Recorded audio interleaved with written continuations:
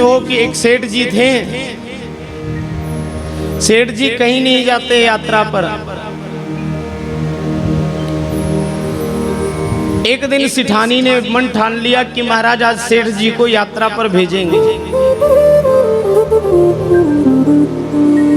सिठानी ने कहा महाराज आज तो काम धाम सब छोड़ दो, आज तो यात्रा पर जाना पड़ेगा। यात्रा पर भेजा। महाराज सेठ जी ने सोचा कि पैदल ही चलता हूं, खर्चा बचेगा। सेठ जी पैदल चले, काशी जी पहुंचे। काशी जी पहुंचकर महाराज घाट ढूंढा। जिस घाट में पंडा जी महाराज नहीं दिखे उस घाट में पहुंचे। भगवान शंकर जी ये लीला देख रहे थे महाराज। भगवान शंकर जी पंडा का रूप धारण कर पहुंचे। जैसे ही सेठ जी स्नान करके निकले तो भगवान शंकर जी को पंडा के रूप में देखकर सेठ जी का पेट अंदर हो गया। बोलिए राधे राधे। कहा महाराज अब तो फंस गया। सेठ जी ने अपनी चतुराई लगाई, क्या करूं। महाराज भगवान शिव जी ने पंडा के रूप में बुलाया। सेठ जी से कहा कुछ दान पुण्य करो, स्नान करने आए हो। महाराज जीवन में जब भी कभी तीर्थ स्थान पे जाएं, तीर्थ यात्रा के लिए जाएं, कभी भी किसी सत्कर्म के लिए जाएं तो वहां पर कुछ दान पुण्य जरूर कर दिया करें। जैसे ही कोई शुभ कार्य हो, शुभ कार्य होने के बाद उसी समय बिना कुछ बात किए खाए पिए कुछ ना कुछ दान कर दो। पंडित जी ने सोचा महाराज अभी इनको चक्कर में फंसाना पड़ेगा। सेठ जी भी चालू थे। महाराज कहा मैं तो खाली हाथ आया हूं। पंडा महाराज जब मेरे गांव में आना तब ले लेना। ठीक है महाराज मैं आपकी 10 पैसा लिख ले रहा हूं। पंडा महाराज ने नोट किया और नोट करने के बाद लौट कर आए। महाराज सेठ जी घर काम कर रहे थे। 6-7 महीने बीत गए। 6-7 महीने के बाद भगवान शिव जी पंडा का रूप धारण कर सेठ जी के पास पहुंचे। सेठ जी के द्वारे पर पहुंचे। महाराज द्वार पे पहुंचते ही सेठ जी ने जैसे ही आवाज सुनी, आवाज सुनते ही समझ गए कि महाराज ये पंडा जी महाराज आए।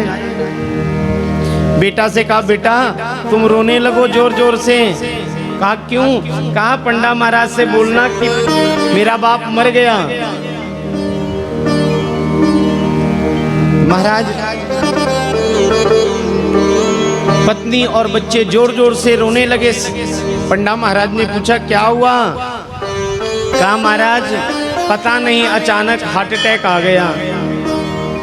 पंडा महाराज ने कहा अच्छा ये तो मेरा सखा था, इसका तो मैं संस्कार करवा के जाऊंगा। तो महाराज भगवान शिव जी ने सारी तैयारी कराई। पंडा के रूप में अर्थी तैयार होगी। सेठ जी को लिटाया गया। महाराज ले जाके शमशान घाट में चिता पर लिटा दिया गया। सेठ जी फिर भी ना बोले। महाराज सांस रुकाए लेटे हुए। अब महाराज जैसे ही अग्नि लगी है, अग्नि लगने के बाद देख रहे हैं कि लोग यहाँ से गए या नहीं। अब महाराज जैसे ही अग्नि तेज से जली है, पंडा महाराज खड़े थे। सेठ जी ने सोचा महाराज ये तो जाने वाले नहीं, मुझे ही जाना पड़ेगा, नहीं तो जल के अभी मर जाऊंगा। सेठ जी जलती हुई अग्नि से खड़े हुए भागने लगे। पंडा महाराज के रूप में भगवान ने कहा अरे अरे ये तो प्रेत बन गया, इसे पकड़ो और जलाओ महाराज, नहीं तो पूरे गांव वालों को तंग करेगा। सारे गांव वाले पीछे पीछे दौड़े महाराज। पंडा महाराज के रूप में भगवान ने सेठ जी के सामने जाकर खड़े हो गए।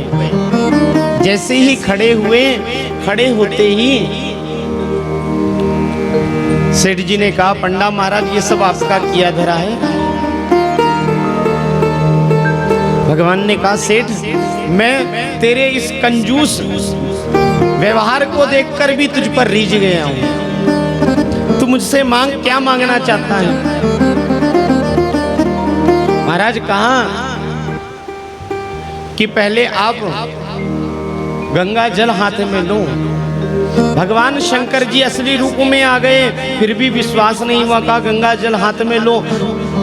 भगवान शिव जी ने गंगा जल हाथ में लिया है, संकल्प लिया। कहा मांग, जो मांगना चाहता है। कहा मेरी काशी की दस्यु माफ करो। काशी में जो 10 पैसा देने के लिए कहा था उसे माफ कर दो। भगवान शिव जी उस पर रीझ गए। महाराज पर शास्त्र कहते हैं, अंगद जी कह रहे हैं कि धर्म के कार्य में महाराज कैसे भी धर्म का कार्य करे, धर्म के निमित्त दान करे, धन धर्म के निमित्त जोड़ना चाहिए। और जो व्यक्ति धर्म के कार्य के निमित्त धन को नहीं जोड़ता, जो केवल और केवल अपने भोगों को भोगने के लिए धन को जोड़ता है, वह व्यक्ति भी मृत्यु के समान है।